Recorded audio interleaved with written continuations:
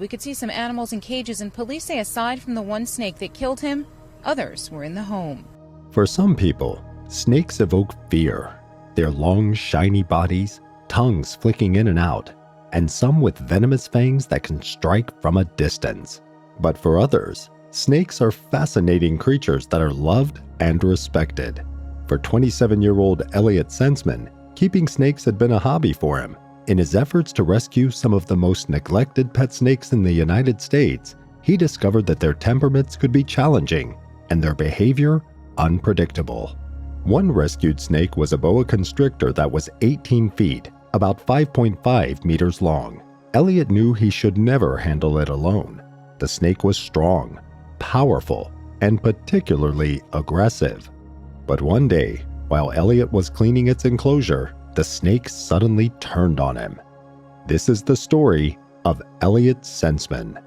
Elliot lived in Vogelsville, Lehigh County, in eastern Pennsylvania. He studied environmental science at Kutztown University with minors in chemistry and geology. He was a kind and caring person who always seemed to put the needs of others before his own.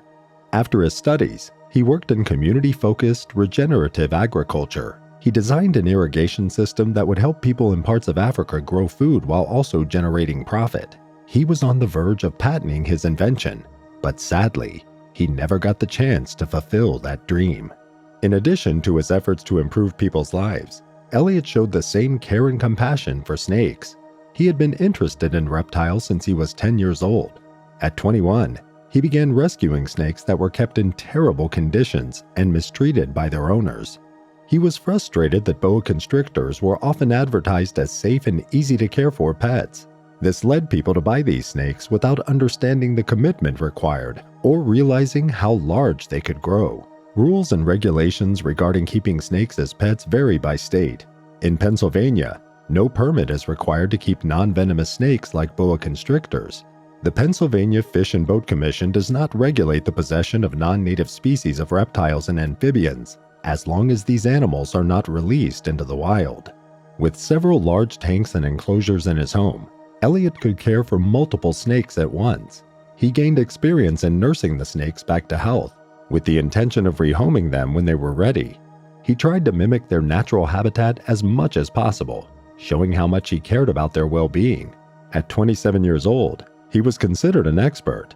He regularly handled the snakes, and it was not uncommon for his neighbors to see him in his front yard with a snake in his arms. When Elliot took in an 18-foot boa constrictor, he needed all his years of experience caring for snakes.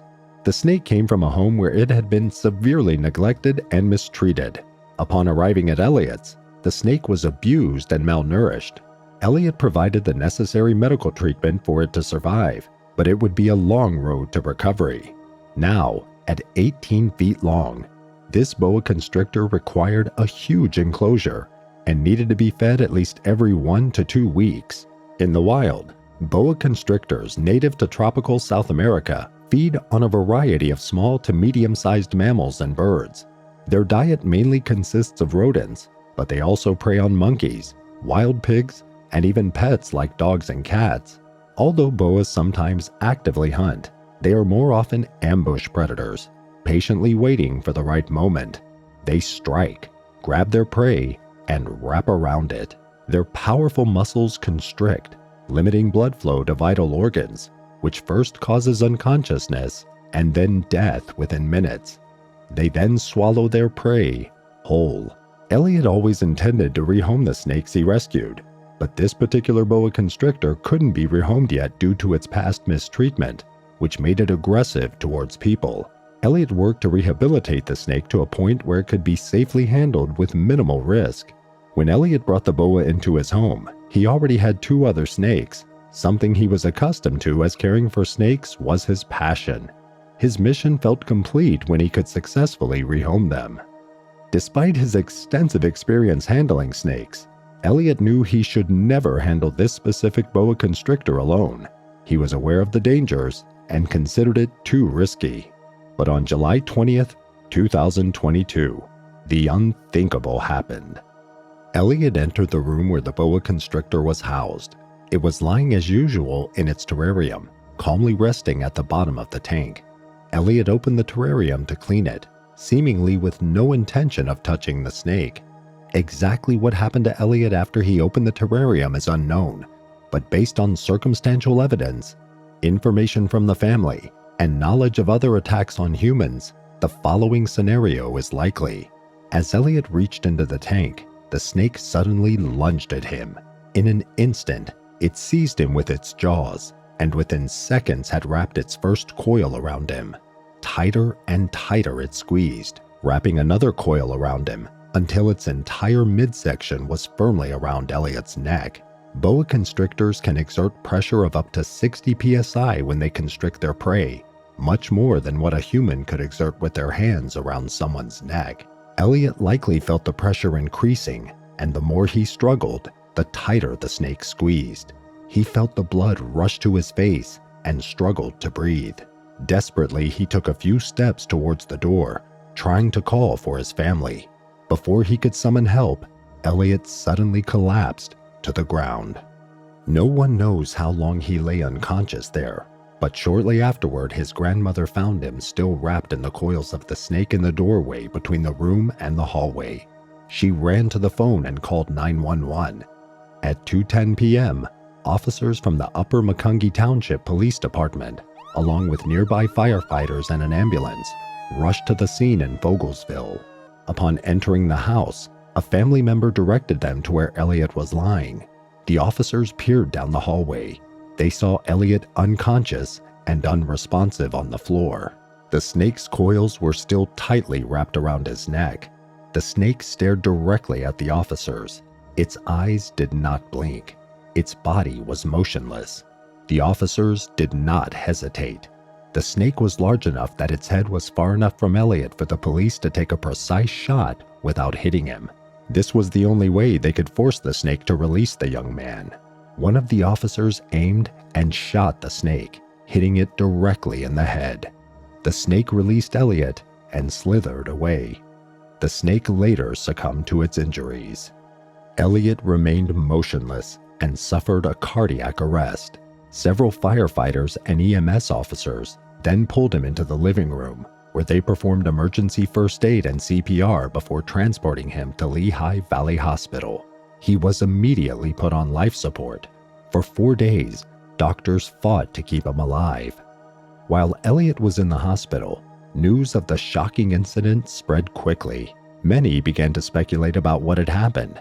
Most believed that the snake had aggressively attacked Elliot while he was cleaning its terrarium, which seemed plausible given the snake's history of abuse. Elliot's family stated that the snake did not behave like normal snakes. His mother said that Elliot had taken all the necessary precautions and knew what he was doing. However, others had a different interpretation of what had occurred. They suggested that Elliot might have intentionally taken the snake out of its tank and placed it around his shoulders. Perhaps he believed he had spent enough time with the snake and that it was now tame. But if that was the case, he made a serious misjudgment. Snakes instinctively strike and coil tightly around the nearest object when they feel off balance. It's their natural instinct. If they sense they might fall, they coil tightly around the nearest object, whether it's a branch in a tree, someone's arm, or someone's neck. But whatever happened in that room on that fateful day, the damage had already been done. Shortly after 8 a.m. on July 24, 2022, 4 days after the incident, Elliot took his last breath. The damage to his brain was too severe, and he tragically passed away in the hospital. According to the Lehigh County Coroner's Office and Forensic Center, the official cause of death was anoxic brain injury due to strangulation. Deaths from non-venomous snakes are incredibly rare worldwide. On average, there are 1 or 2 incidents per year. However, in the United States, over a period of 23 years from 1990 to 2013, only 10 people lost their lives due to captive constrictors. This is starkly contrasted with the number of deaths globally from venomous snakes.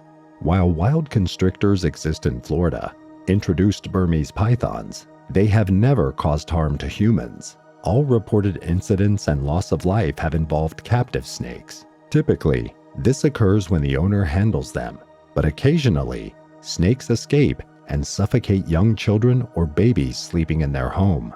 Elliot was only 27 years old. On Saturday, July 20th, 2022, Elliot was laid to rest at Holy Savior Cemetery in Bethlehem, Pennsylvania. Condolences poured in from those who knew and loved Elliot, or as he was affectionately called, El.